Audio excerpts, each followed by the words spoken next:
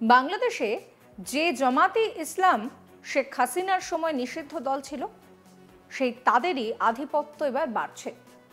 পুজোর আর মাত্র কয়েকটা দিন বাকি, প্রস্তুতি এখন তুঙ্গে। পশ্চিমবঙ্গের মতো বাংলাদেশের হিন্দুদের কাছেও প্রধান উৎসব কিন্তু এই দুর্গাপুজো। সেখানেও চলছে দেবী বন্দনার আয়োজন। আর তারই মধ্যে ইউনূসের বার্তার পরে বাংলাদেশে প্রতিমা ভাঙচুর। দুর্গাপুজোর আগে এই সমস্ত নোংরামি শুরু হয়ে গিয়েছে। আর তাই পুজোর মণ্ডপগুলির নিরাপত্তায় সিসিটিভি লাগানো, সেনার প্রহরায় মুড়ে ফেলার জন্য ইউনূস সরকারের কাছে দাবি করেছে হিন্দু মহাজোট। সেই সঙ্গে দুর্গাপুজোর 3 দিন সরকারি ছুটির দাবিতেও তারা সরব হয়েছেন। বাংলাদেশের হিন্দুরা যে নিজেদের অধিকারের দাবিতে সচেষ্ট, এই ঘটনা তারই প্রমাণ। পুজোর সময় 3 দিন সরকারি ছুটি ঘোষণার দাবি তুলল বাংলাদেশের জাতীয় হিন্দু মহাজোট। শুক্রবার ঢাকার প্রেস ক্লাবে দুর্গাপুজোর নিরাপত্তা ও হিন্দু সম্প্রদায়ের ভাবনা সংক্রান্ত এক আলোচনা সভায় ইউনূসের অন্তর্বর্তী সরকারের কাছে এক গুচ্ছ দাবি পেশ করে মহাজোটের সদস্যরা।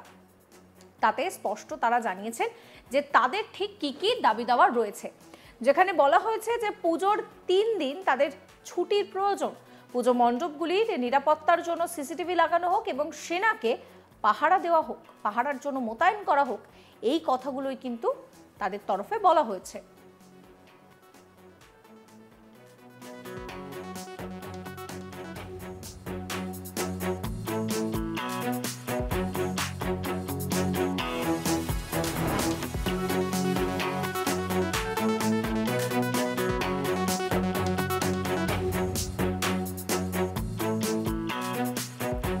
আপনাদেরকে শোনাবো হিন্দু মহাজোটের নেতাই নিয়ে কি বলছেন। বিশেষভাবে আমাদের দুর্গাপূজা আসলে এই বিষয়টা বিশেষভাবে গুরুত্বপূর্ণ হয়ে আসে, যে নিরাপত্তার বিষয়।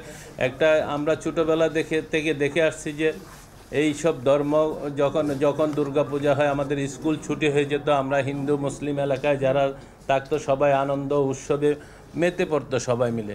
সবাই যে হিন্দু মুসলিম বৌদ্ধ খ্রিস্টান এইসব হিসাবে চিন্তা করতো না, সবাই চিন্তা করতো যে আমরা যখন স্কুল জীবন শেষ করি তখন এইসবগুলো উৎসবের হিসাবে আমরা চিন্তা করতাম এবং সবাই মজা করতো। একইভাবে মুসলমানদের ঈদ পর্বগুলো তো হিন্দু মুসলিম সবাই আমরা একসাথে করে উদযাপন করতাম এবং সেই বিষয়গুলো আসতো। এখন বিশেষ পরিস্থিতিতে এসে আমাদের এখন নিরাপত্তার কোয়েশ্চনটা চলে আসছে যে আমরা ধর্মকে ভিন্নভাবে ব্যবহার করছি। ধর্মহীনতার চেয়ে এমনি ধর্ম থাকা ভালো, আমি এটাকে সমর্থন করি। কারণ হলো কি, কোনো ধর্মই পৃথিবীতে কোনো খারাপ কাজ করার জন্য কাউকে বলে নাই, কোনো মানবের ক্ষতি করার জন্য, ক্ষতি চিন্তা করার জন্য কোনো ধর্ম বলে নাই, কোনো ধর্মই। সেই জন্য ধর্মহীনতার চেয়ে ধর্মকে আমি সমর্থন করি, কিন্তু যার যার ধর্ম যেন সুন্দর পরিবেশে সবাই পালন করতে পারে সেই পরিবেশটার দিকে আমাদের চিন্তা করতে হবে। আমাদের চিন্তা করতে হবে এই পৃথিবীতে আমরা মানব জাতি হিসেবে একটি জায়গা দখল করে আছি।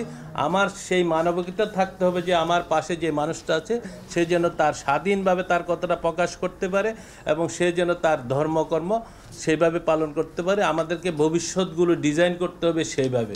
সেই জন্য এখনই একটা পরিবর্তনের আমাদের ছেলেমেয়েরা আমাদেরকে একটা চিন্তা করার শক্তি বা একটা চিন্তা করার জায়গা সৃষ্টি করে দিয়েছে, সামনের বাংলাদেশকে আমরা কিভাবে দেখব। দুর্গাপুজোয় সেনাবাহিনী টহল দেওয়ার পাশাপাশি নিরাপত্তা আঁটোসাঁটো করার জন্য একটি মনিটরিং সেল গঠন করারও তারা কিন্তু দাবি জানাচ্ছেন। প্রসঙ্গত দিন কয়েক আগেই মাঝরাতে বাংলাদেশের নেত্রকোনার কান্দুলিয়া কালীবাড়িতে দুষ্কৃতীরা তাণ্ডব চালায়। দুর্গাপুজোর জন্য অস্থায়ী মণ্ডপে প্রতিমা তৈরির কাজ চলছিল। সেই কাজ শেষ হয়ে যাওয়ার পর কাপড় এবং ত্রিপল দিয়ে মূর্তি ঢেকে রাখা হয়েছিল। পুজোর আগে বাকি কাজ শেষ করার কথা ছিল, কিন্তু তার আগেই তাণ্ডব চালানো হলো কান্দুলিয়া কালীবাড়ি পুজো মণ্ডপে। হাসিনা সরকারের পতনের পর থেকে বাংলাদেশে হিন্দুদের ওপরে অত্যাচার লাগাতার বেড়ে চলেছে। দিনে দুপুরে হিন্দুদের বাড়িতে তাদের মন্দির ভেঙে গুঁড়িয়ে দেওয়ার ঘটনাও সামনে আসছে। বহু হিন্দু তো প্রাণে বাঁচতে ভারতে এসে ঠাঁই নিয়েছেন। সেই ভয়াবহ ছবি আমরা বহুবার আপনাদেরকে দেখিয়েছি, এরকম বেশ কিছু ছবি সোশ্যাল মিডিয়ায় ভাইরালও হয়েছে। কিন্তু জানেন তো, এত কিছুর পরেও ইউনূস সরকারের কোনো হেলদোল নেই। তিনি এই ঘটনার জন্য একেবারেও আক্ষেপ প্রকাশ করেনি। তবে একটা কথা জানিয়ে রাখি যে বাংলাদেশে দুর্গাপূজা পালনের ক্ষেত্রে সম্প্রতি আপত্তিজনক মন্তব্য করেছিলেন বাংলাদেশি স্বরাষ্ট্র উপদেষ্টা জাহাঙ্গীর আলম চৌধুরী। এই নিয়ে জোর বিতর্কও শুরু হয়। তিনি সাংবাদিকদের বৈঠকে স্পষ্ট বার্তা দিয়ে বলেছিলেন যে দুর্গাপুজোর সময় নাশকতা হতে পারে, মণ্ডপ বানানোর সময় কেউ ভাঙচুর করতে পারে। যদি করে দুষ্কৃতীরাই করবে। জাহাঙ্গীর আলম চৌধুরীর কথা শোনাবো আপনাদের। আমাদের শুধু অন্যান্য বাহিনীগুলি তো আমরা এখন পর্যন্ত ক্যালকুলেট করি নেই। এটা ক্যালকুলেট করতে প্রায় আনসার প্রায় 3 লাখের মতো, প্রায় আনসারই থাকবে 3 লাখের মতো, এবং অন্যান্য বাহিনীগুলি তো স্ট্যাটিক ফোর্স হিসাবে থাকবে। আর 2-1টা মণ্ডপে, কিছু মণ্ডপে আমাদের পুলিশও পার্মানেন্ট থাকবে। আনুমানিক সংখ্যাটা আমি যেহেতুই করি না, যেহেতু সব বাহিনী থেকে আমরা ওই লিস্টে এখনো নেইনি। মাননীয় উপদেষ্টা, একটা বিষয় হলো যে পূজার শুরুর আগে যেখানে নাকি প্রতিমা বানানো হয়, দেখা যায় যে ওই সময় কিন্তু অনেক প্রতিমা ভাঙচুর হয়, এরকম অনেক গতবারও হয়েছে, অতীতেও হয়েছে। তাই সেই ব্যাপারে আপনারা কোনো পদক্ষেপ নিয়েছেন? আমাদের প্রিভেন্টিভ তো শুরু হয়ে গেছে, আমাদের প্রিভেন্টিভ তো শুরু হয়ে গেছে। গতকাল আপনি যে প্রোগ্রামে ছিলেন সেখানে বলছিলেন পূজাকে উপলক্ষ করে আইন শৃঙ্খলার নাশকতার আপনাদের হতে পারে, আপনার আশা করছেন কি ধরনের আইন শৃঙ্খলা নাশকতা হতে পারে, কারা করতে পারে? এখন তো ওই বোনও কিন্তু একটা প্রশ্ন করলো যে না, এটা তো নাশকতা তো কত ধরনেরই হতে পারে। এই যে এই ভাই কিন্তু বলছে যে কি একটা নাশকতা হতে পারে, যে আগে থেকে মণ্ডপ বানানোর সময় হয়তো কেউ ভাঙাচুরা করতে পারে, এই ধরনের একটা নাশকতা হতে পারে। এটা আপনি এই ধরনের তথ্য আপনাদের কাছে নিশ্চয়ই আছে, কারা করতে পারে, এটা কাদের আপনারা? এটা আপনি তো বললেন যে দুষ্কৃতিকারীরা করতে পারে। এই দুষ্কৃতিকারী বলতে আপনার কি দুষ্কৃতিকারী তো আমি কাউরে আইডেন্টিফাই, যে দুষ্কৃতিকারী তার তো আমি আইনের আওতায় নিয়ে আসতেছি। দুষ্কৃতিকারী তো কোনো দল মত বা কোনো পার্টি নেই। এই বছর গোটা বাংলাদেশে দুর্গাপুজোর সংখ্যা 1000 খানেক বেড়েছে বলেও দাবি করা হয়েছে। পুজো হচ্ছে 31,000-এর বেশি। সমস্ত মণ্ডপের নিরাপত্তার বিষয়টা নিশ্চিত করেন মোহাম্মদ ইউনূস। এর আগে সোমবার বিকেলে ঢাকার রাষ্ট্রীয় অতিথি ভবন যমুনায় অন্তর্বর্তী সরকারের প্রধান উপদেষ্টা মোহাম্মদ ইউনূসের সঙ্গে দেখা করেন বিভিন্ন পুজো উদযাপন পরিষদের নেতারা। তারা সকলেই মোহাম্মদ ইউনূসকে নিজের পুজো মণ্ডপ পরিদর্শনের জন্য আমন্ত্রণ জানান।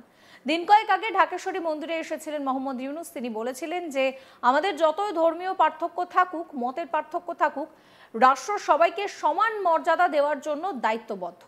যে যে ধর্মেই বিশ্বাস করুক, রাষ্ট্রের কাছে সে একজন নাগরিক। রাষ্ট্র দায়িত্ববদ্ধ সবাইকে সমান মর্যাদা দেওয়ার জন্য। নাগরিকের অধিকার রয়েছে যেগুলো সংবিধানে লিপিবদ্ধ রয়েছে।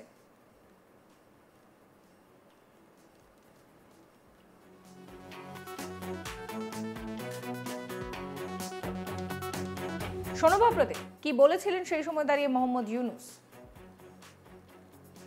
ধর্মীয় পার্থক্য থাকুক, মতের পার্থক্য থাকুক, যত রকমের পার্থক্যই থাকুক, রাষ্ট্র আমাদের প্রতি কোনো পার্থক্য করতে পারবে না।